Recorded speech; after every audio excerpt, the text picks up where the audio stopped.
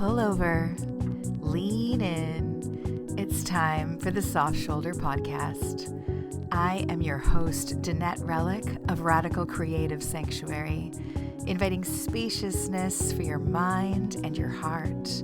Welcome. I'm glad you're here. The Soft Shoulder is your time to slow down and fuel up on self-love support so you can make the most of your gorgeous life. Join me here. Everyone needs a soft shoulder.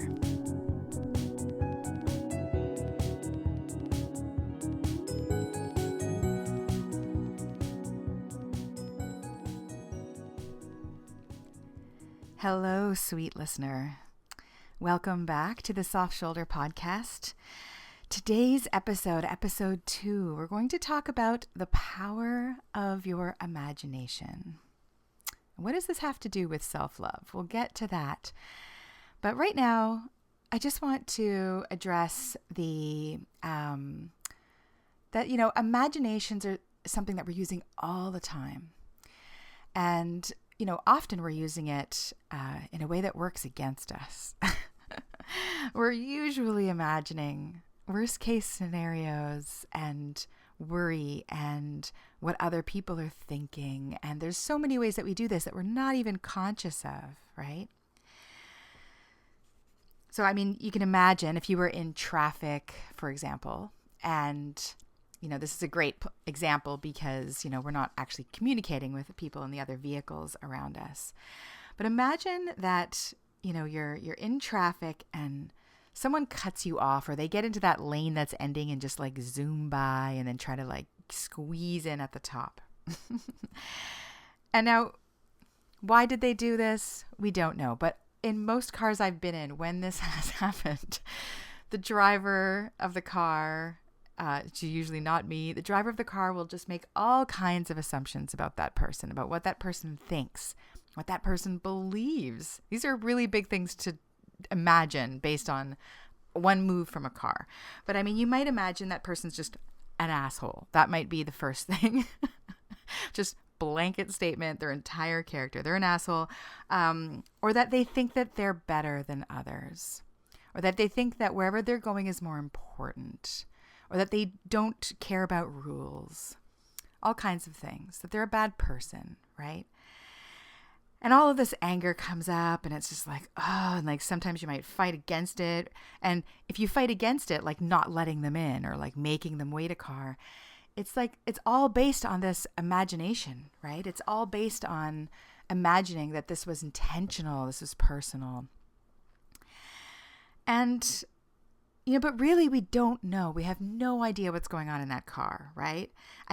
There's so many other things that are possible, some of which are they don't know this road. They're going somewhere new. They forgot. They didn't see the sign. They're distracted. And now they're stuck in this lane and they're just doing what they can. Maybe they're actually the kind of person just like you who can't stand it when other people do exactly what they're doing. And maybe they are just so full of embarrassment and they just have to get through this moment. Maybe they have food poisoning.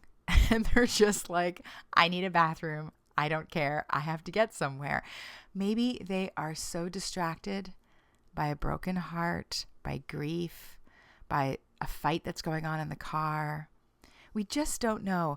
But if you did imagine that maybe all those things that they've made a mistake, they have horrible, horrible belly aches, they need to go to a bathroom, and they're sad. What would that change if you imagined that instead? Instead of imagining their motives and maliciousness, what would change? I've often seen on a social media that meme or the idea that goes around that you never know. Maybe this is a quote. If this is a quote and I don't know who said it, please email me and let me know. That everyone is fighting a battle that you can't see. To just be kind to people you just don't know. That's really playing into this, right? It's we don't know what's going on. Let's imagine, let's give the benefit of the doubt. When I am reminded of that, everyone's going through this battle that we can't see, it completely changes how I interact with people just on the street, and how I interact with people as I'm, in the grocery store, just like going about my life. It's also how I really wish people would see me when I am struggling, especially these days. So I, have had a concussion, and I'm healing from a mild traumatic brain injury. This is like, if any of you have had this, one concussion is one concussion. They're all different. And it's in one of the many invisible illnesses, injuries. And so, I know that my behavior out in the world has not been the way I would have liked it to have been. There's lots of things I don't have the same kind of control over. And I've had to just let go of my own imagining that other people are judging me and thinking I'm a horrible person, just really rude or whatever. But I also just really hope that, someone else, has read that quote or is looking and maybe just being a little bit more kind and giving a little bit more space. I think we all could use a lot more of that, right? I mean, if it's not one thing, it's, if we're all here living and you're here listening to this, I know that means that you're interested in living a life that's loving, and you're interested in being a better person and treating yourself with more kindness. And that usually means that you're interested in treating other people with more kindness. I think we could all use a little bit of that forgiveness and spaciousness and that benefit of the doubt. But coming back to our imagination, so that's just an example of how we might be using it all the time in ways that just increase our stress and increase distance between you and that other car, you and that other person. But I want to tell you a story that I love. This happened many, many years ago. I was hired for a part-time job in a very stressful, chaotic industry. And I was brand new, right? So I'm kind of sussing out. I'm full of that, I hope I'm doing this job right. I'm trying to learn everything. I'm looking around at the team that I was working with, and they're all just like amazing. It's like synchronized swimming. Everyone knows what they're doing. They're all doing it, because they've experienced. And so I'm just, hoping I get it right, looking around at other people and that, and trying to learn. And our boss comes in, storms in. Like, this was like, I could feel the energy shifting. Okay. It's like, he comes in and starts yelling about something. It doesn't matter what it was, but something was wrong. And there's lots of yelling and there's lots of intensity. And his face is just like, it's a big deal. Or at least I think it is, but I don't know, right? Because this is my first time out. And so I'm like, is this just the way it is? Like, is this the way he is? Is this the way the job is? Or is this something unusual? Like, did I happen to start work on a day where like the biggest catastrophe just happened? What would be the odds? But anyway, so this is how it goes. And I was looking around trying to get cues from the other people. And there was one person there who's a dear friend now. She was new to me then, and we'll just give her my initial. We'll just call her D. And she just seemed really calm, She was just moving along. It didn't seem to faze her. And I was like, she must know something that I don't know. And so she came over to my workstation to pick something up. And I leaned into her and I said, hey, how do you deal with this? What do you do when this happens? And like, how do we get through this? Like, because she just seemed to be really calm and really okay about everything. And I was really interested in hearing her perspective. And she said, she picked up this like heavy box. It was so funny. And she looked at me and she says, like with a completely deadpan face, "Oh, I just pretend I'm in a play." And then she walked away with the box. And I was just standing there being like, what? And then from there, I was watching her move around, watching her get yelled at, watching her just look surprised and calm and put down one task and pick up the next thing, fix the problem, like not getting shaken by the whole thing, but just really like in improv mode. And it was like so amusing. It completely changed my day. I'll tell you that. But it always stuck with me. I'm like, oh my God, what an amazing, first of all, how creative, but like, it's an incredible coping mechanism. It's an incredible like perspective to try on in almost any scenario. Imagine you, listener. So imagine, I don't know if you have a chaotic workplace or work dynamic, perhaps family dinners at the holidays. Picture a time where it just feels like, oh my God, like there's no way out of this. And this is really stressful. And you just have to endure. If you imagined, like Dee did, if you imagined that you were just in a play, what would change? I know it does not fix the problem. And I know, what it's like to be, in a situation that's got a lot of tension and stress and hurt. But I have to say that when I imagine myself in a play, it's like zooming way out. It's like it's an instant way to change your perspective. It's an instant way to kind of fly right out of that and just go along with it. You can act or react however you would choose to. And at the end of the day, it's like, oh, we're all just playing a part, There's a lot of truth in that, but I just find that I pretend I'm in a play. I find that a great escape hatch if you're ever in one of those scenarios.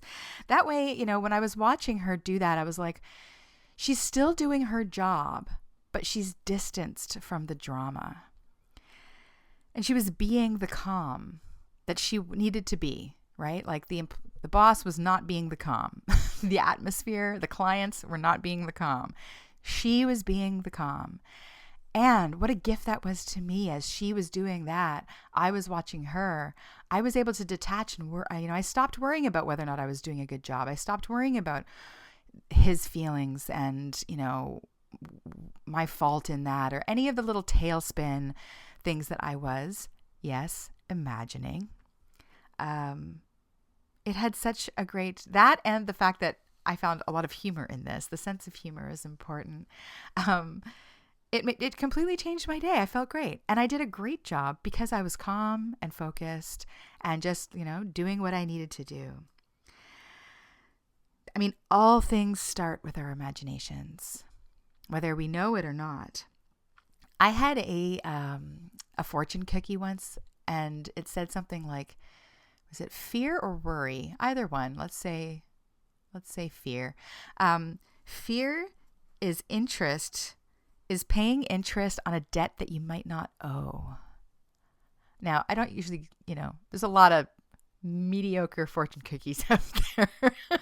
I think you know what I'm talking about. Like the one that says, I love Chinese food. I'm like, come on. It's not a fortune. But yes, this I really enjoyed. Fear is the paying interest on a debt you may not owe. Because it does cost us something when we're imagining these scenarios, when we're afraid, when we're worried. We don't know the outcome, but we're paying for it in the now. And the truth is that if something does come up, like this debt, maybe you do owe this debt, maybe something happens, you'll deal with it when it gets there. There's no amount of worrying that's going to protect other people. There's no amount of fear that's going to protect you or prepare you for something that's really scary and difficult. You will be resourceful and you will handle it when you can and when you get there, if you even get there at all. Right?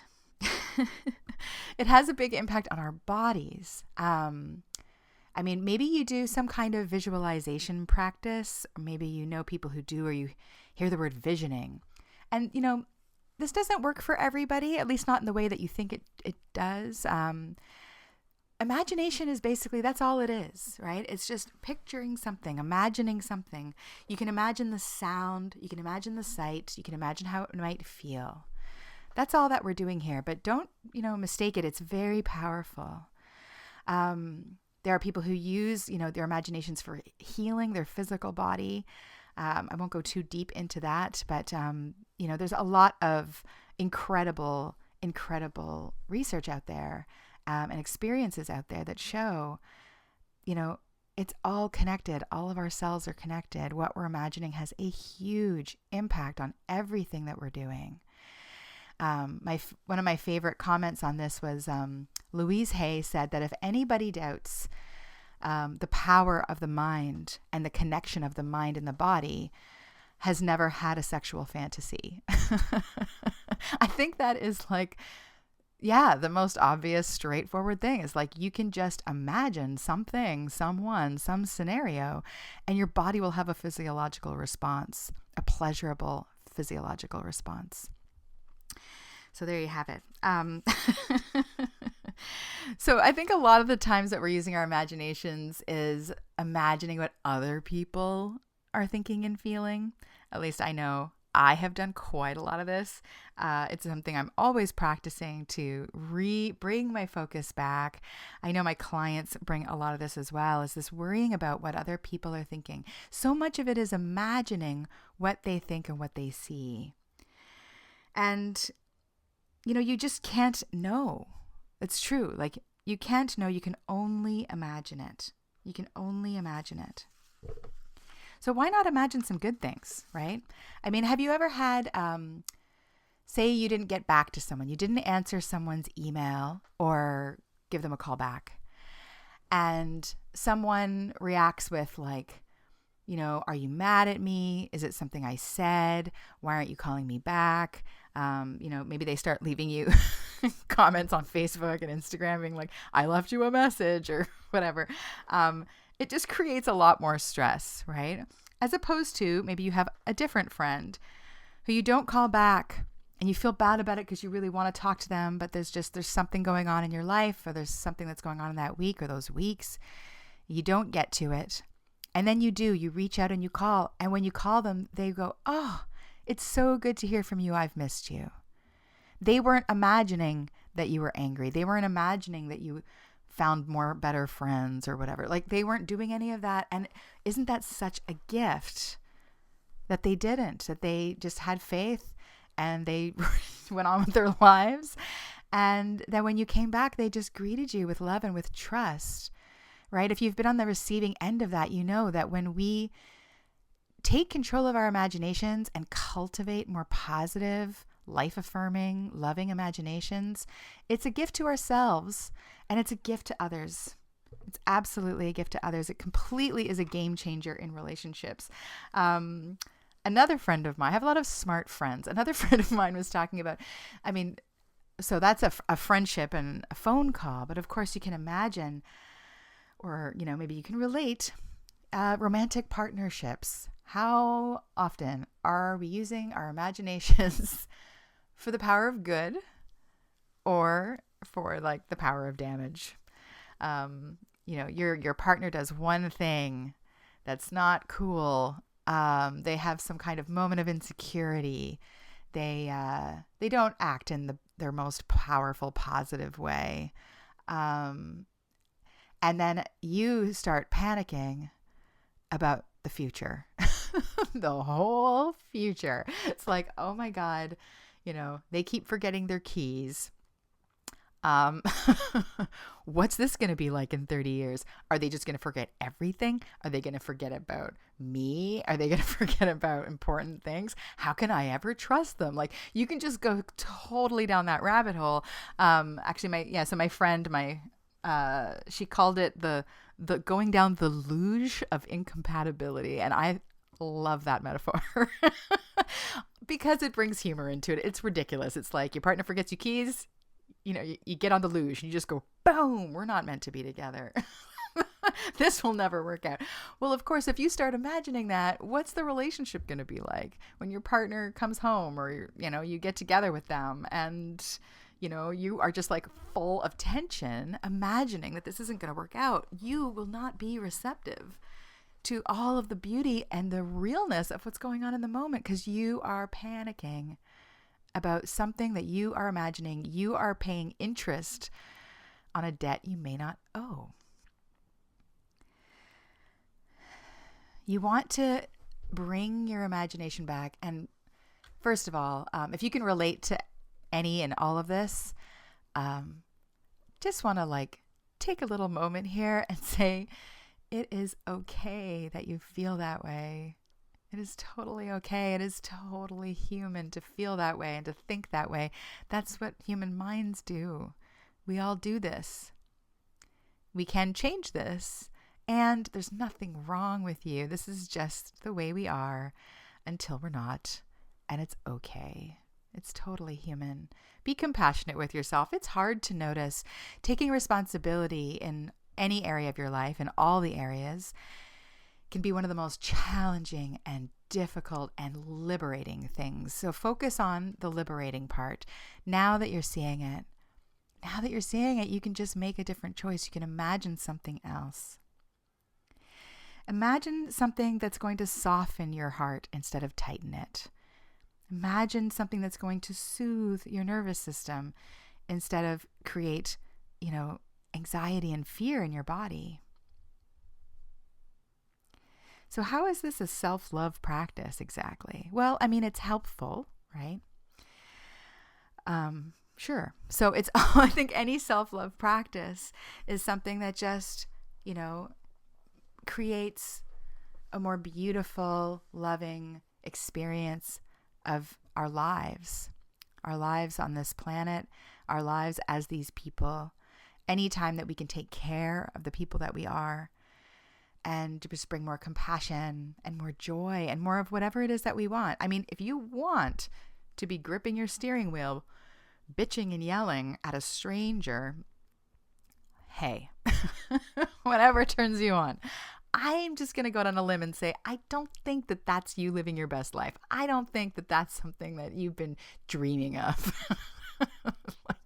When I really make it, I'm going to drive down the road just with my forehead like a fist, and I'm just going to yell at strangers. I don't think that's what you want, right? So we're moving away, softening that, not even judging that. That's another, you can totally judge that and get into even more of a mess. Let's just release it. Let's think about where are your shoulders right now? Why don't we drop our shoulders a little bit? Why don't we have a little smile? Are you smiling? I am smiling. How is this a self-love practice? Cultivating an imagination that sees the world the way you want to see it, that creates the experience that you want to have here.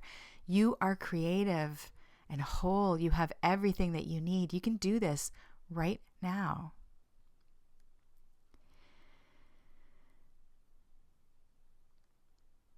I want you to imagine that you are someone worth loving. You're just a person who's awesome. Imagine that.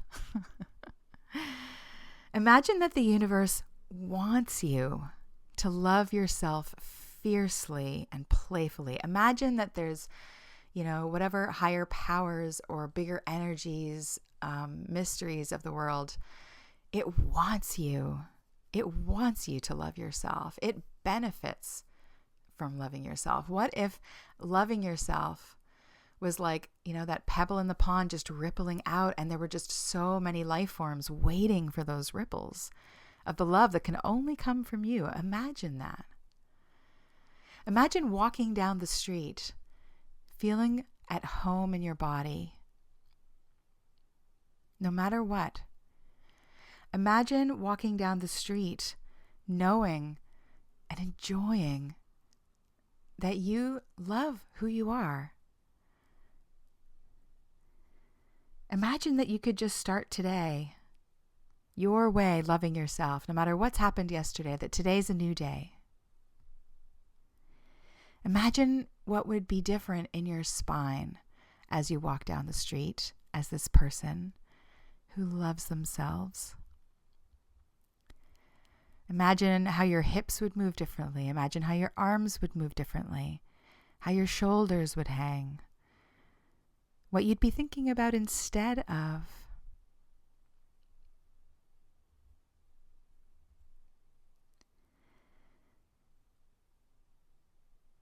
Imagine that you are writing your own self-love story every day. This is true. You are. Imagine that every single day is a new chance. Imagine that everything up until now has been perfect. Imagine that everyone in your life, whether they're able to express it or not, they want what's good for you.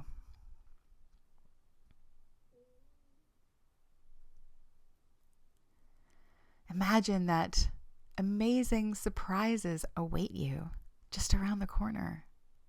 Things that you can't even imagine yet, that are wonderful, that are better than the best thing that you can imagine right now. Imagine if you knew that.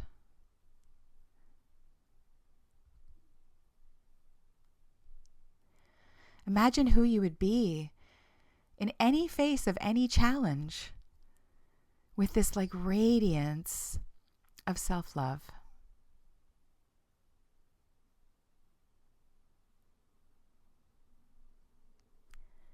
And imagine that listening to this right now is changing the way you see yourself right this second.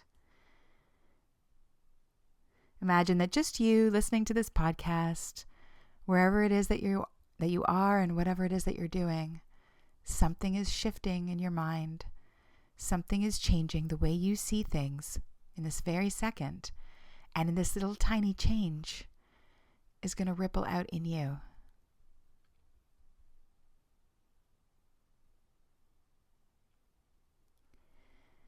Thank you so much for spending this time with me. I know how valuable time is. I know we have, the amount that we're given, and there's so many things that you could be doing, so many things that you could be listening to. I'm so grateful for your time and attention, and I am just really grateful that you're taking this time for you to think about and to imagine a future where you love yourself even more than you could have imagined today. You're a wonderful creature. I'm very confident in that. I hope that you enjoyed this episode. If you're enjoying the podcast so far, please leave a review. Please leave a review and share it with friends. This is the way that other people can find it more easily. It's brand new. Any encouragement and support would be greatly appreciated. You can find me on Instagram, Radical Creative Sanctuary. And if you have any questions, requests, anything that you'd like to reach out to me about, my email address is danette@radicalcreativesanctuary.com. Oh, one last thing that I thought was really fun was that one of you tried to guess what my engagement song is from episode 1, the one I wanted to keep a secret. And I'm not revealing it, but it's very amusing. If you have a guess as to what that throaty rock ballad was, that was my engagement song, please submit it. Because the one that she submitted, I was going to sing it, but I'm too shy right now. But the one that she submitted is actually awesome for a self-love. I think it's so great. There's actually an entire episode all about self-love and songs coming up in the near future. Thank you again, and have a beautiful, beautiful day. You are someone worth loving. It all starts with you. We'll talk to you soon.